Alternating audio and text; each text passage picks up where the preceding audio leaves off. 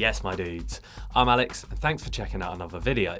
Today, we're going to be breaking down the drums to Four-Tet She Moves She, and out to Ben Lee for sending over the request for this one. The drums to this track are electronic and made on a computer, so I've written it out in a way that I think translates really nicely to an acoustic kit. But just like with a lot of videos I've put out, as well as learning the grooves note for note in the way I've written them, I would totally encourage that you also go and make them your own. The groove to this one's sick, mate. I've tapped it out at about 114 BPM, so let's have a little listen and then we'll see if we can work out exactly what's happening.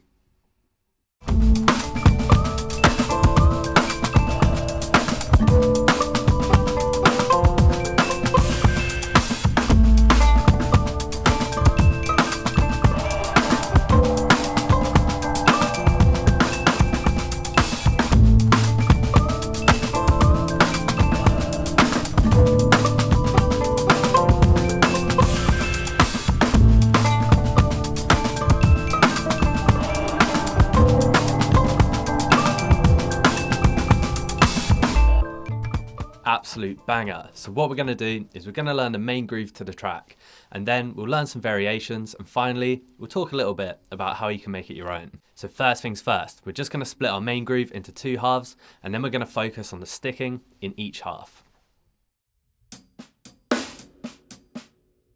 So in the first half of the bar, the sticking is really nice and simple. We're just going to be playing a single stroke roll in 16th notes with your right stick up on the hi-hat and your left stick down on the snare drum. But the thing to watch out for here is the dynamics that you're going to play on the snare drum. So you want to play an accent on the of beat 1, and then you want to ghost note the E of beat 1, the E and the of beat 2.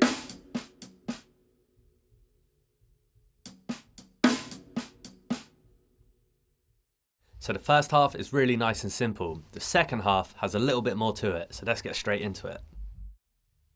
So in the second half of the bar, you're going to stay in 16th notes, but we're going to start things off by playing a paradiddle diddle, which is a 6-stroke rudiment. The sticking for a paradiddle diddle is right, left, left, left, which will take us from beat 3 of the bar all the way up to the E of beat 4. And for the last two 16th notes of the bar, you're just going to play two hi-hats. Now you could play this right, left or right, right. Personally, I found that it was easier and grooved a little bit better if I played them both with my right stick. Again, the dynamics of our left hand on the snare drum is really important here. So we want to play an accent on beat 4 of the bar, and then a ghost note on the E of beat 3 and the E of beat 4. And of course, because the tune is electronic, it is subjective how you want to phrase this stuff. Adding those little accents in there will just help to make it all groove.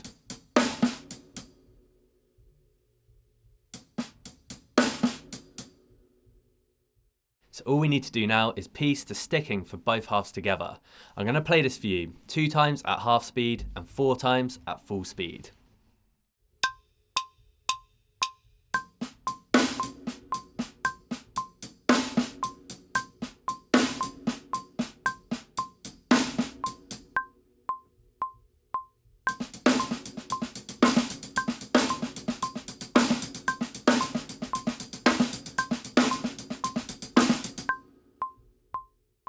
So the last step to turn it into our main groove is we just need to chuck a few bass drums in there.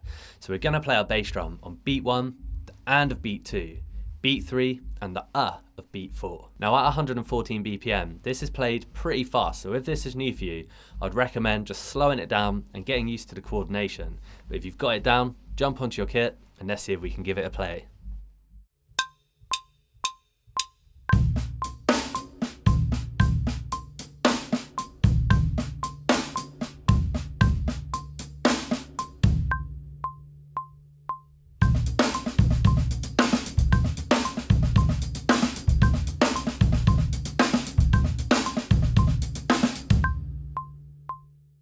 So that's the main groove smash, my dudes. So if you have a look at your notation, you'll see that I've written out a 16 bar section of the track, and the form for those 16 bars is you're going to play your main groove for 3 bars, and then in the 4th bar you're going to play a variation, and then we just repeat that 4 times. So let's break down each individual variation before we piece it all together. So in bar 4 and in bar 12, the variation we're going to play is actually the same.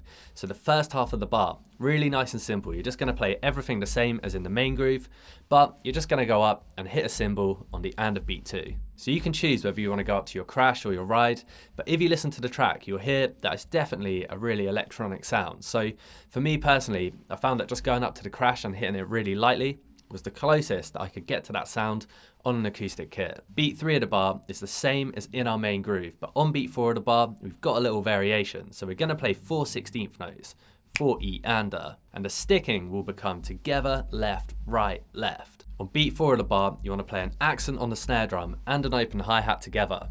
On the E of beat 4, you're gonna play a ghost note with your left stick down on the snare drum.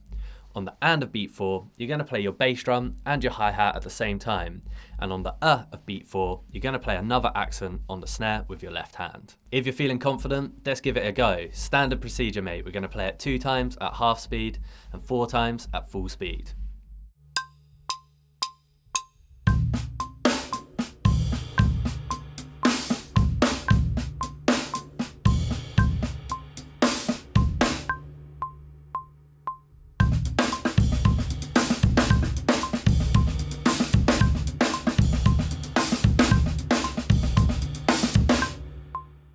The variation played in the 8th bar is super similar. We just don't need to move up to a cymbal on the and of beat 2, and then we're going to add in an extra bass drum on the and of beat 1 and make sure that we play an accent on the snare drum on the of beat 1 and the E of beat 2. Now, to be really honest, the accents here are no louder than any other snare drum accent in the track, but I've written the little accent symbols on top of the notation just to make it really clear to read. It's mad how much of a difference dynamics can make to a groove. This one sounds super sick. Jump onto your kit and let's give it a playthrough.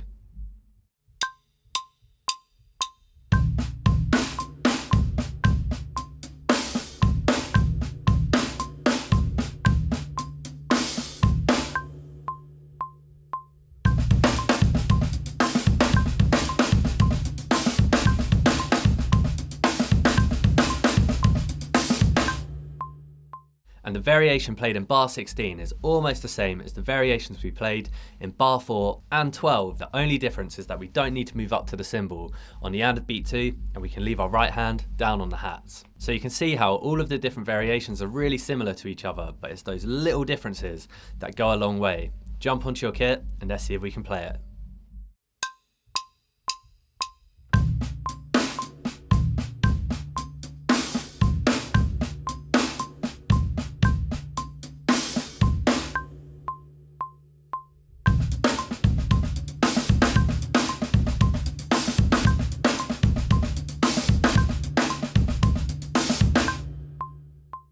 It sounds super sick when we piece it all together. Let's see if we can play through the whole 16 bar section.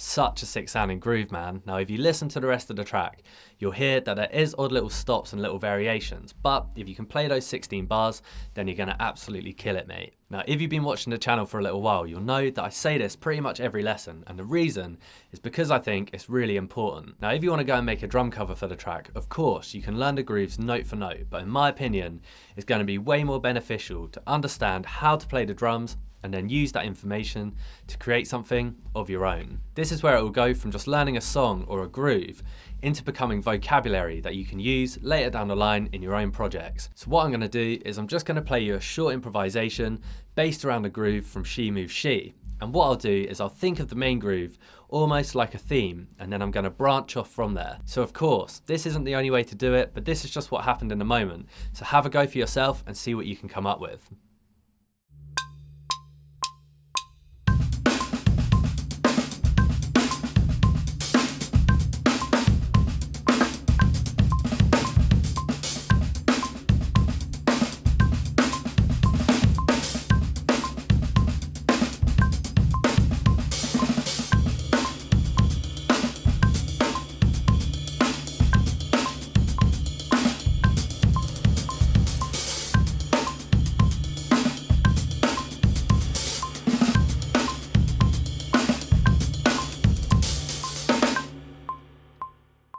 Nice work, mate. I really enjoyed making this one. It's always fun to lock in with an electronic groove. If you do go and learn any of the grooves from today and you upload a video of you playing them, I would love to see them, man.